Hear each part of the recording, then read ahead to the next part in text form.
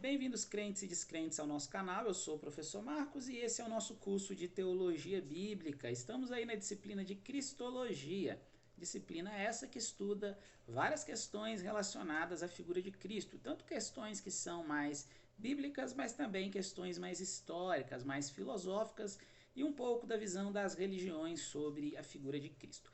Na aula passada, você que não assistiu, nós falamos um pouco sobre Jesus na ótica de 4 grandes religiões mundiais, que é o judaísmo, o islamismo, o hinduísmo e também o islamismo, o budismo e o islamismo. Quando a gente fala sobre Jesus na ótica das religiões, e está bem ligado ao que a gente vai discutir hoje sobre a figura de Jesus, é importante nós frisarmos que as demais religiões, fora do cristianismo, elas têm uma visão um pouco diferente de Cristo. Não uma visão negativa como trazendo coisas ruins a respeito da figura de Cristo. Apesar que, dentro da ortodoxia, né, uma crença mais conservadora sobre a figura de Cristo, todo e qualquer conhecimento diferente do conhecimento que a igreja protestante, que a igreja católica traz, ele vai ser desconsiderado. Mas historicamente, esse conhecimento sobre a figura de Cristo em outras visões, ele é de extrema importância para que nós consigamos entender por que os povos ao longo da história foram tendo visões diferentes de Cristo, como por exemplo, por que a visão de um Cristo de olhos claros, de um cabelo, né, grande, bonito, pele bonita, foi uma visão que se propagou tanto. Está bem relacionado a várias pinturas, a várias artes atribuídas a Leonardo da Vinci e também atribuídas a outros grandes pintores, desenhistas famosos do período da Renascença, do período da Idade Média, onde a visão que se tinha de Jesus era a visão de um Jesus meio que euro-americanizado, né? E não a visão de um Cristo que vem lá do Oriente, a visão de um Cristo que é judeu, que teria características físicas bem diferentes dessas características dos filmes, das novelas, dos livros e das artes, né? E hoje nós vamos falar sobre a figura de Jesus através dos livros apócrifos. Eu estou aqui com um volume de uma coletânea de livros apócrifos, que eu aconselho bastante, que é da Fonte Editorial, que é um volume que aborda a maioria dos livros apócrifos hoje famosos, né, que não compõem a Bíblia. Eles são apócrifos porque eles não compõem a Bíblia. Se você não está recordando um pouco sobre isso, eu lhe aconselho ir aí no canal, nas aulas de bibliologia. Nós temos uma aula que fala exclusivamente disso, que são os livros apócrifos, por que eles foram considerados apócrifos e a diferença dos livros apócrifos para os livros canônicos ou livros inspirados. Então, clica aí antes de assistir essa aula, volta lá e assiste essa aula sobre os livros apócrifos, porque não dá tempo de explicar tudo sobre os livros apócrifos nessa nossa aula de hoje.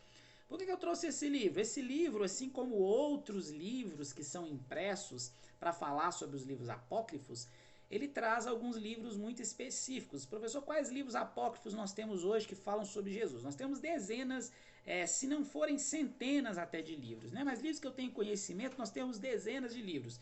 Desde um livro de Tiago, que seria o Tiago, irmão de Jesus, um livro de Tomé, um livro secreto de Tomé, um evangelho de Tomé, um apocalipse de Pedro, um evangelho de Pedro, tem livro que são os diálogos do Senhor, os ditos do Senhor, um evangelho de Judas, que é o Judas Iscariotes, então o evangelho de Judas Iscariotes, o evangelho de Filipe, dentre outros. Nesse livro aqui, nós temos alguns, mas os livros que eu queria destacar, eu vou ler um trecho de um desses livros para que vocês entendam o quanto que é diferente e o porquê que é tão diferente dos livros bíblicos. Nós temos nesse livro, na parte 2, os livros da infância de Jesus, que aí, como título, temos Livro da Infância do Salvador, um livro que é a História de José e o Carpinteiro, um evangelho, que é o Evangelho Árabe da Infância. Esse Evangelho Árabe da Infância é um dos que, ao meu ver, tem mais diferença se formos comparar os evangelhos ditos canônicos, né? Marcos, Lucas, Mateus e João. Temos ainda excertos do Evangelho Armênio da Infância, que são trechos desse Evangelho Armênio da Infância. José e Asenate, que é um outro livro que também aborda um pouco sobre a infância de Jesus. Evangelho Pseudo Mateus da Infância, o próprio termo aqui já fala que é pseudo, né, que é um falso evangelho, que vai falar sobre, que é um livro, né, que é o livro sobre a origem da abençoada Maria e a infância do Salvador, considerado como um apócrifo cristão. E temos ainda o Evangelho de Pseudo Tomé, que trará narrações sobre a infância do Senhor por Tomé, que é um filósofo israelita. São vários livros, esses são alguns, né, que eu quis citar. Eu vou ler um trecho do Evangelho Árabe da Infância de Jesus e nós vamos entender o porquê que é tão diferente e qual a visão e de quem, qual era o grupo filosófico, religioso que trazia essas visões sobre Jesus e por que trazia essas visões sobre Jesus. Eu vou ler o capítulo 45 desse livro da infância de Jesus, que é o livro árabe, o Evangelho Árabe da Infância de Jesus, que está assim: um outro dia o Senhor Jesus brincava na beira do rio com outras crianças, e eles haviam cavado pequenas valas para fazer escorrer a água, formando assim pequenas poças. O Senhor Jesus havia feito 12 passarinhos de barro e os havia colocado ao redor da água, 3 de cada lado. Era um dia de sábado, e o filho de Anon, judeu, veio e, vendo-os assim entretidos, disse-lhes: como podeis em um dia de sábado fazer figuras com a lama? E ele se pôs a destruir tudo. Então ele começou a destruir tudo que o menino Jesus ali estava fazendo. E quando o Senhor Jesus estendeu as mãos sobre os pássaros que havia moldado, eles saíram voando e cantando. Em seguida, o filho de Anon, o judeu, aproximou-se da poça cavada por Jesus para destruí-la, mas a água desapareceu. E o Senhor Jesus disse-lhe, olhe bem essa parte, hein? O Senhor Jesus disse-lhe: vê como esta água secou, assim será com a tua vida. E a criança secou. Olha que Jesus meio que assim, parecido, né, com os heróis lá da DC, com os heróis da Marvel, que tem superpoderes na sua infância. E se algo é feito que contraria aquilo que esse Jesus fez, ele age de forma mais ríspida, né? Ele age com seus superpoderes ali e aquela pessoa acaba sofrendo. O capítulo 46 é mais interessante ainda. É assim, ó.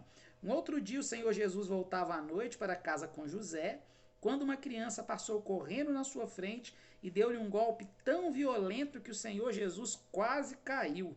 E ele disse a essa criança: assim como tu me empurraste, cai e não te levantes mais. E no mesmo instante a criança caiu no chão e morreu. Nossa, professor, esse Jesus aí é terrível, né? Esse Jesus aí tá bem diferente do Jesus que a gente vê nos evangelhos. Realmente é um Jesus muito diferente do que a gente vê nos evangelhos, porque é um Jesus que ele traz várias maldições sobre aqueles que fazem algo contra ele, né? Que fazem algo que não deveriam fazer. Mas se nós formos observar o perfil de Jesus nos evangelhos, ditos canônicos, Mateus, Marcos, Lucas e João, vai ser muito diferente desse livro, e não só desse Evangelho Árabe da Infância, mas de outros livros também. Um dos motivos desses livros terem sido considerados como apócrifos é esse.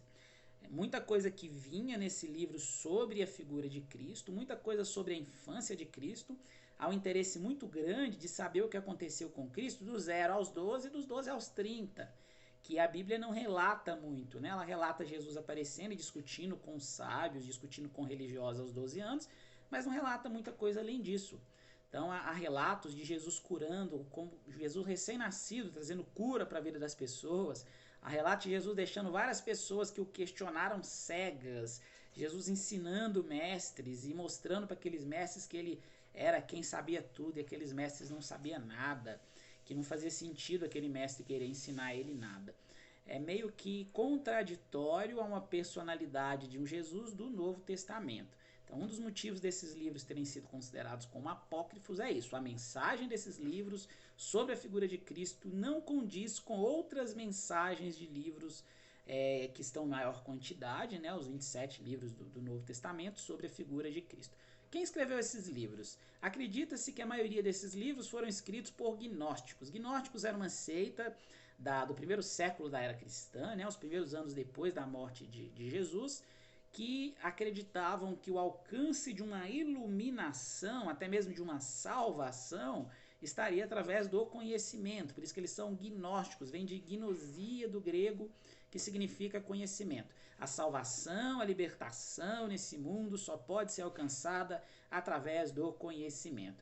E eles tinham uma pegada, uma veia muito próxima do misticismo, Por isso que ocorrem e são mostrados em vários livros apócrifos que são atribuídos a esse grupo gnóstico.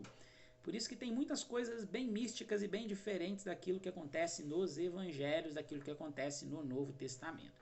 Se você tiver curiosidade aí para estudar esses livros apócrifos, né, principalmente os livros que falam sobre a figura de Cristo, não só na sua infância, mas outros livros também, por exemplo, o Evangelho de Maria, que é o Evangelho de Maria Madalena, traz uma noção meio de um Jesus afetuoso, assim, um Jesus que teria relações amorosas com Maria Madalena. Outros livros também apócrifos trazem essa visão.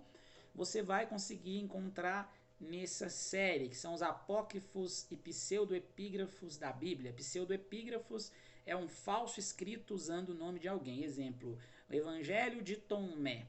Tomé existiu, Tomé como um discípulo, né, de Cristo. Mas será que foi Tomé que escreveu esse livro? Quando é provado que não foi Tomé que escreveu esse livro, é chamado de pseudoepígrafo. Tem vários pseudoepígrafos no nome de Pedro, de João e dos demais apóstolos, inclusive no nome de Cristo, né?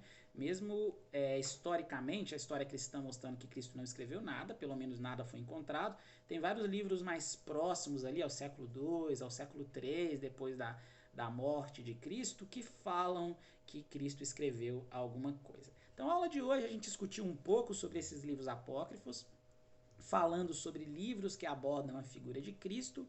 A ideia é vocês perceberem que é uma visão bem diferente da visão chamada canônica, que é a visão inspirada, a visão que os cristãos, tanto cristãos católicos quanto cristãos protestantes, trazem. Mas não deixa de ser um conhecimento histórico, social e filosófico importantíssimo para o estudo da cristologia. Nas próximas aulas, que serão nossas últimas aulas da cristologia, dessa disciplina tão importante para a teologia, iremos estudar a discussão sobre Cristo homem e Cristo Deus. Aguardo vocês.